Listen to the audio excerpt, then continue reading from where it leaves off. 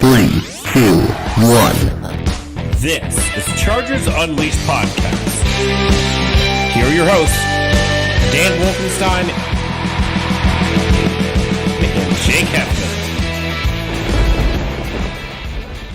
Welcome to another edition of Chargers Unleashed. Jake Hefner and Dan Wolfenstein here with you from the LA Football Network. Today's show, of course, is being brought to you by UFC Fit in Temecula, Golden Road Brewery, Charger Bolt Family, Tick Pick, and Bet Online.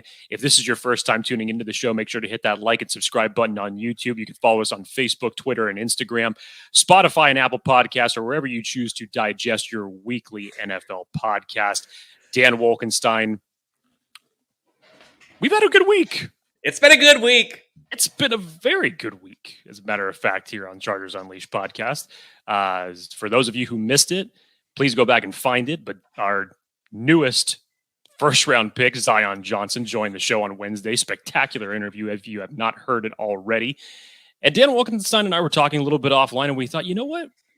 We're literally just having a Chargers discussion, but we're like, wait a minute. Why are we not talking about this on the pod? So what we're going to be talking about here is kind of just, let's take a look at the big perspective of things. We're early into the 2022 offseason right now, before mini camp and training camp obviously picks up. But where are we sitting now following the 2021 season, following free agency, following the NFL draft? Let's just take a look at how much things have changed for the Los Angeles Chargers in the last 2 years. So I know I'm hyped about this because it's great to gain a little bit of perspective. I know Dan's hyped up about this, so this should be an interesting conversation. That's for sure. Yes, Jake Hefner, how are you, my friend? Happy Friday. Happy Friday. I am doing the best I can. We're getting through. We're with you the whole time, and for what it's worth, we LAFB Chargers fans appreciate you, and we're here for you anytime you need. Thank you. All right, Jake. So we talk about perspective a lot on this show, and I generally would be the optimist, and you generally would be the pessimist. And it's becoming close to the point where it's hard not to be optimistic, even for you. Bite your tongue. You better not go that far. Okay, fair enough. Given what we've seen with this team. Now, there are people that can say, look, they haven't made the playoffs, Tom Telesco, Dean Spanos, whatever. And the goal of this episode is just to provide some perspective on just how much this team, this culture, the staff, the identity, you name it, how much has actually changed in a few short years. And so we're going to be kind of taking a step back, looking at what's happened, and if we've seen this before. Jake, before we get into all of that, let's kind of start off the discussion. Bet Online. Let's pay the bills. Yes, of course. Let's pay the bills. Our partners at Bet Online continue to be the number one source for all of your betting needs and sports information. Find all of the latest sports developments, including updated odds on the NBA playoffs, on the Major League Baseball, on the UFC fight, big UFC fight coming up this weekend, if you guys are not aware of that. And don't forget that the MLB, of course, is back, or I mentioned that already, apologize. But put in your bets now on who you're going to feel is going to win the World Series in the NBA playoffs. Make sure to do it through Bet Online. It's your continued source for all of your sports wagering needs, including live betting and betting and your favorite Vegas casino and poker games. It's super easy to get started.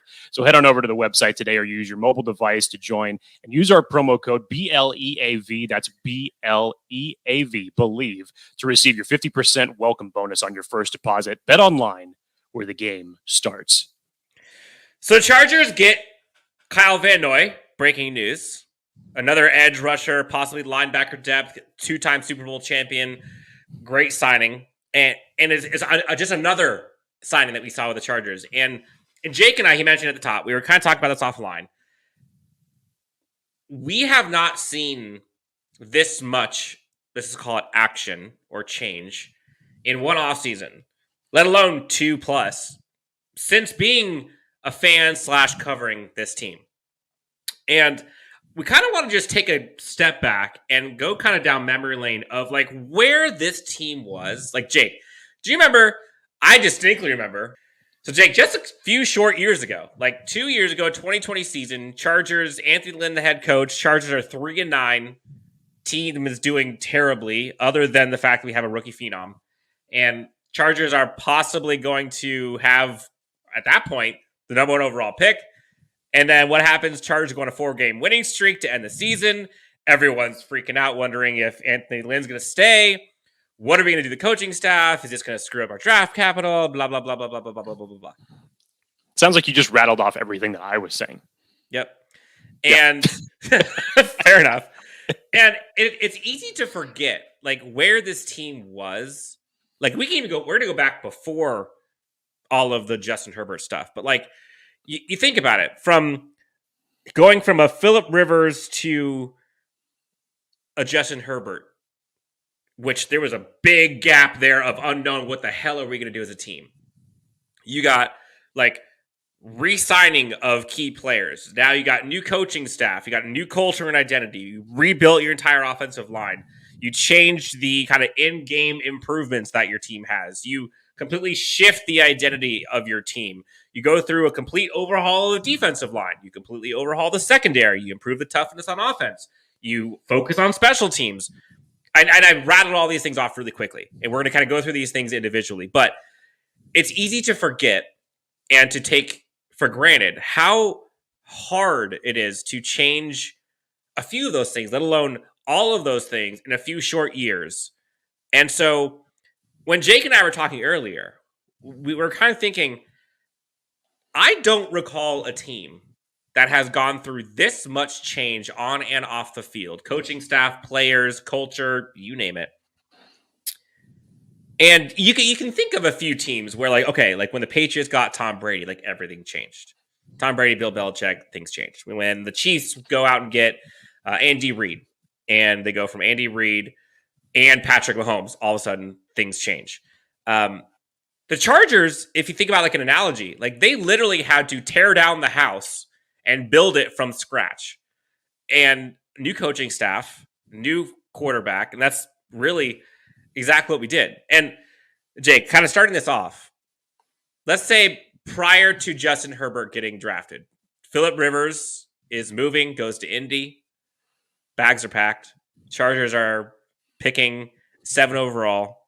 Did you ever think that the team, not even in terms of success, but just in terms of what this team looks and feels like from a culture and from us like believing and everything, like did you ever think the Chargers could get to this point where you are actually impressed and somewhat, I don't want to say fulfilled, but somewhat, there's a word I'm looking for, but you are in agreement with so many things that they're doing? Moving the needle from X to Y, essentially.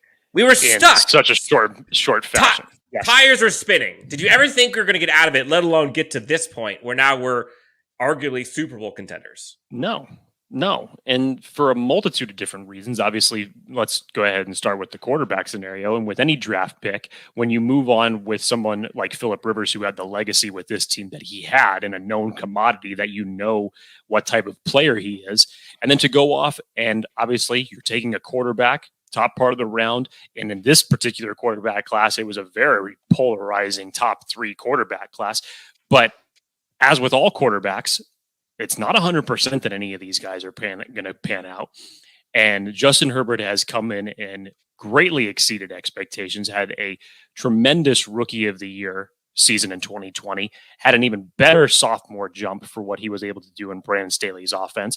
But again, even at that point,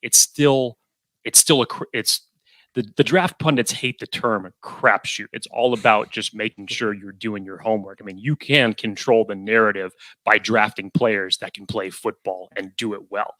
But on top of this, Dan, and this is probably the one thing that maybe has switched the narrative completely, is Brandon Staley. Because not since the days of Marty Schottenheimer, when you had a combination of Marty Schottenheimer, Phillip Rivers, LaDainian Tomlinson, Antonio Gates, Sean Merriman, Sean Phillips, Donnie Edwards, guys who ruled both sides of the ball and had a collective mindset about what type of football they were going to do, how to win, and a person that could lead that locker room and have the same collective vision. The Chargers went through their Norv Turner days. The Chargers went through their Mike McCoy days. The Chargers went through their Anthony Lynn days. Nothing from a coaching perspective ever really seemed to replicate that. And we've been searching for it ever since 2006. Now you have Brandon Staley, comes in under the Vic Fangio system, learned underneath Sean McVay as a defensive coordinator for a season with the Rams. And just from the moment that you hear his first press conference, it's just like, whoa, this is something that we've never experienced before. And now when you hear him talking today about Justin Herbert's growth, his vision for the team. I tweeted about it from his interview from that he had on Rich Eisen show the other day, that when he went in to interview with Dean Spanos and Tom Telesco, he said, this is my vision for him. I want to create a system that we're going to develop and grow him in that system until the point comes where he becomes the system, essentially. And he talked about it. He said, all the great ones, the great quarterbacks in NFL history have literally become the system. Everybody believed that Tom Brady was a system quarterback because he played with Bill Belichick. Obviously, that's not the case. But that's the type of goals that Brandon Staley has for Justin Herbert as far as excelling and maximizing his potential. But even outside of Justin Herbert, let's just go through a short checklist of what he's had to do in this period of time in 2 years and turning this team around. You came in January of, what was that? That would have been 2021 at that point in time. You have to revamp your entire coaching staff. So you're putting a whole new coaching staff together. This, again, is at this point in time, this would be the 5th year that Justin Herbert was in a completely new coaching staff for him to develop, going all the way back to his time in Oregon. So offensive and defensive side of the ball, he has to revamp the coaching staff there. You have to go through free agency and the draft. And in that short period of time, you completely cleaned house and revamped your offensive line that performed much better than it did in 2020. And obviously he's continued to do that this season. And then look what he does this past offseason. With the most cap money that I can remember the Chargers having in a very long time, he knows what the weakness was of this team. Now you completely rehaul the interior and the defensive line. You go out and you trade for Khalil Mack. You pick up Austin Johnson. You pick up Sebastian Joseph Day. As Dan mentioned a couple of minutes ago, you go out and you acquire Kyle Van Noy in free agency. You get J.C. Jackson. I mean, you're putting all the pieces around, and then you add much needed depth pieces behind that in the draft. I mean, it may not have been the sexiest draft to some Chargers fans, and I'll tell you, even at first face value, I kind of had an issue with it past the number 1 pick. But you take a look at it now and you fully understand what it is that he's trying to do on both sides of the football. And in a short 2-year span like that, that is an enormous responsibility for a rookie head coach, essentially a guy who's only been coaching not even 2 full years yet. And for what he's done for this team in that period of time is phenomenal. And it's something to be said, as much as a lot of the credit goes to Brandon Staley. You can't credit Brandon Staley without crediting Tom Telesco. He made the choice. Same with Dean Spanos. So for as much flack as Tom Telesco has been given, and some of it rightly so, in terms of the lack of success in the playoffs, the lack of getting to the playoffs and winning division titles and all of that, he is also who brought the thing that has made all of this change happen. And so, I mean, like, Jake, it's kind of wild, right? So we take it around the Wayback Machine. Chargers were known for, like, awful offensive line. They were known for horrendous special teams. They were known for terrible clock management. They were known for not being able to keep their own free agents. I mean, the list goes cheap, on and on and on. I believe was the word. Right? Yep. Cheap. Yep. So, starts off, right? Chargers re-sign premier talent. Keenan, Allen, Bosa both get ridiculous deals. Okay, Justin Herbert then goes out, has an incredible Offensive Rookie of the Year campaign. The rest is history for him. Brandon Staley comes in. Whole new coaching staff. Whole new defensive scheme. And with that, like you mentioned, from the first press conference, there's this new kind of identity, culture in terms of like aggressiveness and grit and belief and kind of coming together as a family and getting to know people and being intelligent on and off the field, and not really having coaching being the reason you lose games, but actually being an advantage to you and your team. And so there's this new culture and identity that starts brewing, right? You talked about like the complete rebuild of the offensive line. Brings in Corey Linsley, arguably the best center in the NFL. Matt Feiler, Aboushi at the time. And these turned out to be incredible signings. And then right after that, you draft Rashawn Slater, you draft Asante Samuel Jr., and you all of a sudden have two fantastic draft picks. Your offensive line goes from a weakness to, other than the right tackle because of injuries to Balaga, becomes a strength. We talk about in-game improvements, right? Remember how many times we lost games because we saw stupid shit happen at the end of the half, at the end of the fourth quarter, 2-minute drills went to waste, couldn't get the field goal units on, punt teams getting blocked, like you name it. It was all happening. And now we're seeing coaching staffs that's like revolutionizing different things to do, whether it's the 4th and Staley's, whether it's making sure that you actually have the right guys on the field and being aggressive all the time. It's no longer a disadvantage for your team. So whether it's clock management, aggressiveness, the in-game improvements have now kind of checked off, right? Special teams was horrendous. We could not find a kicker to save our life. And then every time we let a kicker go, they became a Pro Bowler on whatever team they went to. Chargers are able to now draft. They're able to sign Dustin Hopkins. They see in-season adjustments. Wasn't working. Telesco, Staley go out and get Dustin Hopkins. They sign Andre Roberts. And both of those guys completely turn the page of our special teams. And weirdly, we're now like excited to watch special teams play and seeing punt returns, seeing field goals going through the uprights. We're not used to seeing that. And then, the season ends kind of brutal, that we just missed the playoff, but it was a winning season. Chargers went 9-8, just missed the playoffs, heartbreaking loss to the Raiders. Ugh. But still, Jake, like the team had a top 5 offense. Eckler had ridiculous numbers. Both Keenan Allen and Mike Williams both had 1,000 yards. Justin Herbert, if the team would have won a few more games, was in like MVP contention until they kind of flailed out at the end of the season. So team's doing great, but it's still building. Okay. And then you kind of mentioned it, like the team just goes into high gear. They're saying, you know what? F it. We've got money to spend finally. And then people were saying, well, Chargers are cheap. Chargers don't spend their money. They're just going to keep it. And before the free agency even starts, breaking news, Khalil Mack to the Chargers for arguably just a second-round pick. And time will tell. Aggressiveness, free agency, trades start happening. Okay. So already, this is something that Chargers fans, if you stop right there, going into the draft, Chargers trade for Khalil Mack, got some holes to fill, interior defensive line, secondary, whatever. Like, you're like, damn. But they didn't. And so, like, weirdly, and I can rattle off a list for an hour here of all the things that have happened this offseason. We don't need to go through all of them. But Jake, were there things this specific offseason? Like, what were the things that you were like, this is not the same old Chargers? Like, what specific things you're like, this is different? I mean, I think it's kind of a microcosm of things, because this offseason, the Chargers had money to spend, which traditionally they don't have that much to spend.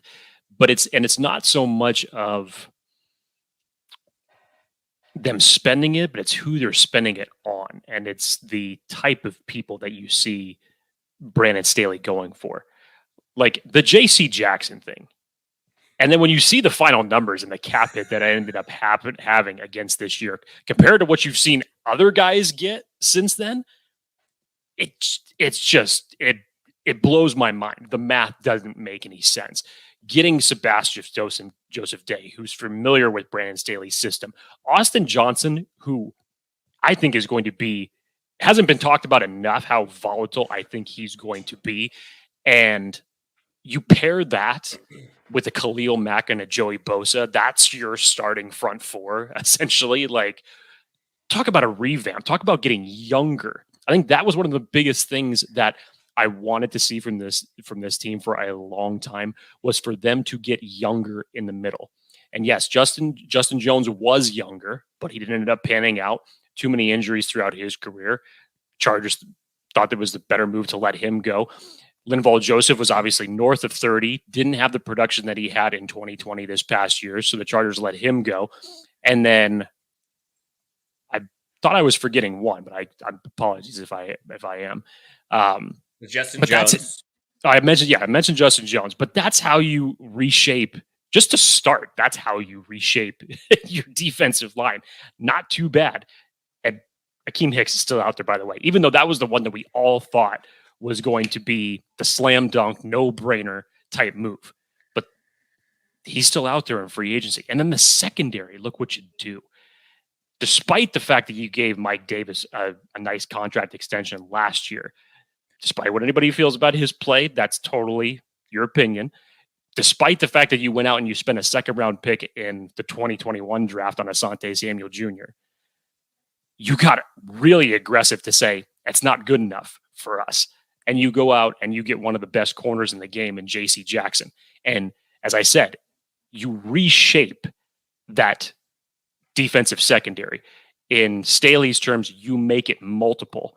And I think that's on top of what he did in the draft, is you're getting all these type of guys to be multiple different formations. Asante Samuel Jr. can play inside, outside. Bryce Callahan, the same thing. He was just recently signed. Is probably going to be regulated to the slot, but he can also play inside, outside. Great depth signing. And of course, I think this is his third stint with Brandon Staley as his head coach, once with the Broncos, once with the Bears, and now. So he's extremely familiar with the system. But much like it was for Justin Herbert the year prior, where you say, we want to put him in the best position to get us to a victory.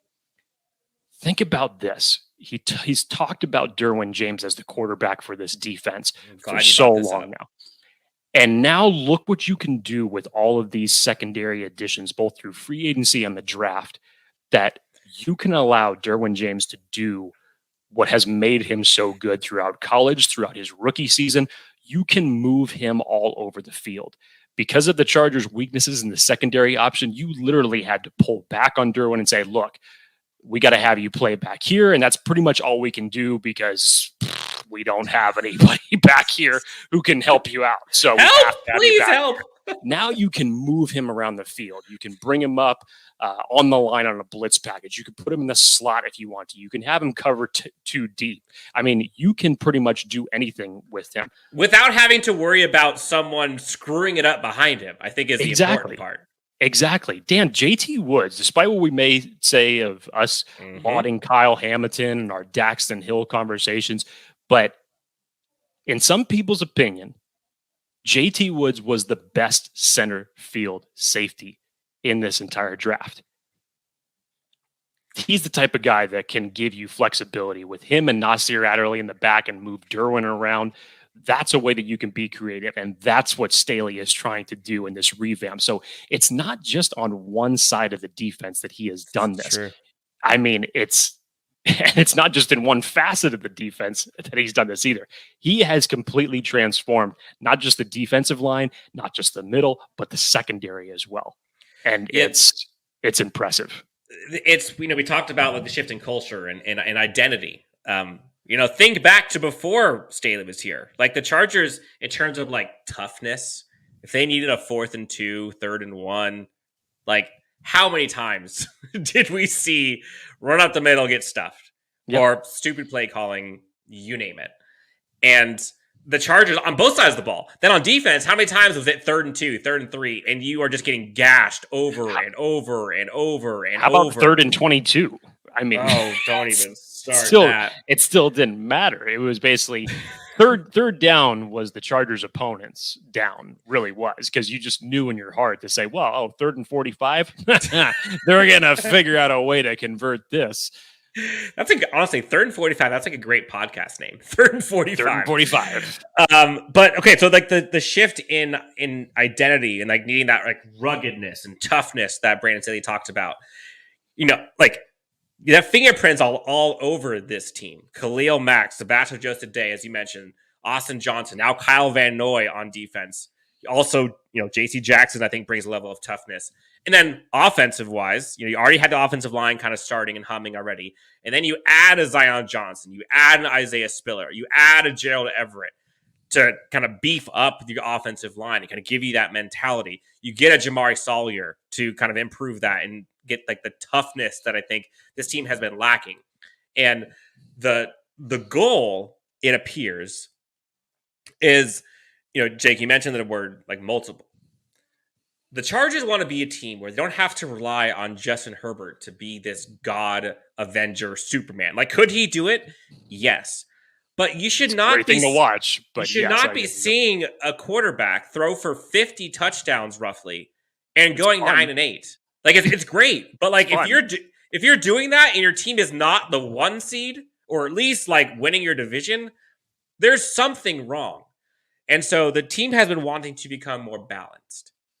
And that has been something this team has been lacking for years. And I would argue probably since Schottenheimer, where this team can beat you in theory. We haven't seen it play out yet, but the goal is if you need to run to win, they should be able to do it. If you need to stop on 3rd down, you need to be able to stop the run, you should be able to do it. If you need to go through an air raid and shootout, you should be able to do it. If you need special teams, you should be able to do it. If you need tight end yard after the catch abilities, you should be able to do it.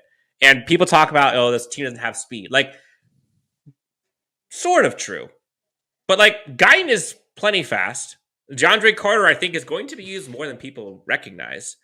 And I think it's less about speed and more about... It is about dropped balls. That too. Last year was brutal. But, like, I think it's more just about efficiency. Like, how many times did we see the Patriots win Super Bowls with, like, Edelman and Welker and random receivers? Even Randy Moss, when he was playing there, wasn't like the fastest dude when he was there. That's not how they won. Like, Gronk didn't have a 4.3 speed. Like, that's not how it goes. And I think that's what the Chargers are looking for. They want to be efficient on both sides of the ball and be balanced. And because of the cap room and actually spending it wisely, they were able to get Mike Williams on a team-friendly deal. Look at some of the other contracts now. They got J.C. Jackson, and now looking at that contract, that looks, you mentioned it, like that's Christmas came early. And Gerald Everett, I think, was a huge value pick. Like these things, I asked you like what specifics, but there's so many areas of this team that are just different. And you're seeing that now nationally being recognized and seeing him on, seeing Staley on Rich Eisen and seeing Justin Herbert everywhere, seeing Kyle Van Noy now being on this team as another leader. They're signing different types of guys than we're used to, than they have done. Like we've always seen kind of like that second tier, coupon Tom, if you will. And, the biggest signing would be like a Linval Joseph or a Chris Harris Jr., which at the time, we thought those were quality signings, but those were not blockbuster signings. And in 2 years, we're seeing box office stuff happen here in LA, which we should be. But did we expect that? Hell no. No. But you need to now, especially after the way that the AFC West has transformed in one single offseason, and the most bonkers offseason that I can remember. You had to do it. So not only was it good to see a change like that from the Chargers just to be in contention, but now look at how valuable those moves are going to be when it comes to the AFC West just kicking the shit out of each other throughout the season. It's true. So again, the goal of this is just to kind of provide perspective. Okay. And we all deserve and have the right to be critical of the team when need be. And there are plenty of things that this team can still improve. But I think it is important to sit back and recognize like how different the Los Angeles Chargers are in 2022 than the team was 3 years ago. And like that time goes by quickly. Yeah. But like Austin Eckler wasn't even part of San Diego. And like he's like one of like the veterans of this team. And him now being able to have, some assistance with an Isaiah Spiller and an offensive line that actually has one guy who's a Pro Bowler, let alone Pro Bowl / all pros in multiple positions. It's just, I know I'm the optimist, so this is speaking my language, but like, I think at some point you have to be able to think about like, you know what, like they've actually done a pretty damn good job. Say what you will about prior to Staley getting here and say what you will prior to Justin Herbert getting here. But since then, given the cards they were dealt with, like, I don't know how they could have done better without like sacrificing some of the things that they did. Like, it's been a miraculous kind of shift with this team and culture. And I think it's important for Chargers fans to kind of recognize that and to appreciate that as we get to training camp. Like, every time I was going to training camp last year, and this was just last year before this offseason, it was like, oh my gosh, like that's guy's an offensive lineman and he's really freaking good. And like that coach is doing something smart. And like there are so many things that were just different. Imagine what that's going to be like this training camp. Like, oh, Khalil Mack's over there. Like, oh, Kyle Van Noy's over there. Oh, J.C. Jackson's back there. Oh, Sebastian Joseph Day, that looks different. Zion Johnson's a little different. Like, there's so many things now. And for one offseason, Jake, like, I know you're the pessimist, but I got to hear it. From your perspective, grade their offseason in totality. Give it all of it. Okay, look, as Dan said, this is strictly about perspective. Does this mean anything that we're saying is going to translate into win or loss record, predicting anything like that at this point in time? No, that's not what we're trying to do. Dan, I would be careful when you say the sentences, could they have done more? Be careful because I can think of one or two things that they could have done. And I'm sure a lot of people would probably agree because, you may have the people that come back and say, well, yeah, Dan, there's a lot more that they could have done. No, but yes, they could have done more. But I think if they would have done more, it would have sacrificed other things. Right. I get what you're saying, though. But it's just in a term of really, for Brandon Staley, a year and a half. He hasn't even gotten to minicamp yet for his second season as the Chargers head coach. And really, this is incredible. This is incredible. Normally, the stuff that we as bystanders, as fans, would think about to say, God, the Chargers really needed this, and this, and they only got one of them. I mean, there's not many boxes that you could say that Brandon Staley has not checked in 2 off seasons. There are some. There are some. There are some. That's it. Yes, there are some. I'm not saying that he's immaculate, but there are a good majority of boxes that he has checked in his year and a half, essentially now as a Chargers head coach. So, God, man, if we're grading this offseason in totality, I'll still be fair about it. Look, the Chargers had cap room to spend, and they did it. The Chargers had to revamp their entire defense, essentially, and they did it. You were bottom of the barrel in run defense. You were last in the league on third down defense. You had to fix that in a multitude of different ways. Brandon Staley has done that, I think, in my opinion. Obviously, we'll see what happens when it comes to playing time. But as far as making the moves to improve in a number of different ways, he's done that. You're still adding protection for Justin Herbert as you realize how vital that is. And not just from a starting offensive line, whatever combination that may look like by the time September rolls around, we don't know. But you look at the depth behind your starting offensive line now all of a sudden and say, hey, that's not bad. The drop-off ain't that far anymore, when normally we would be saying, oh, God, oh, God, look out. Who's down now? Who's going to replace him? I didn't even know that dude was on the roster. Who is he? You're not asking yourself those questions anymore. And then I think just the mentality that he has put together, soup to nuts, coaching staff all the way down, the aggressiveness, I think he's been in Tom Telesco's ear when it has come about some of these decisions. And I think it's even helped Tom Telesco even change his perspective a little bit as well. I was the one that said it. Tom Telesco had to have a slam dunk offseason in order to continue being the Chargers GM moving forward.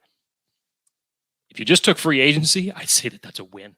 On top of that, you get Zion Johnson at 17th overall. You still continue to add depth pieces. I know it's not the most immaculate draft. I'm not calling it that by no means. But in a single offseason, you did this, and this. He knew what he had to do.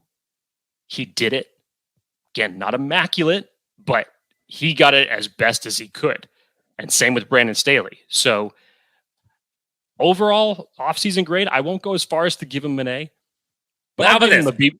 I'll give him a B plus with everything. How about this? If it was a slam dunk contest in the NBA, what would be the signpost you're putting up for the dunk? Oh, oh, hey, that was like a good. I'd give it an 8. I would. Okay. I would. Fair. And again, that grade has drastically shifted in the last 3 days, given what the Chargers got after the draft. Because trust me, like everybody else out there, I had questions. How are we missing this piece or this piece? And then this week has been pretty good to the Chargers. And the fact that we're sitting here like nitpicking an 8 out of 10, which I think we're being tough graders, 8 out of 10. We'll just go with that.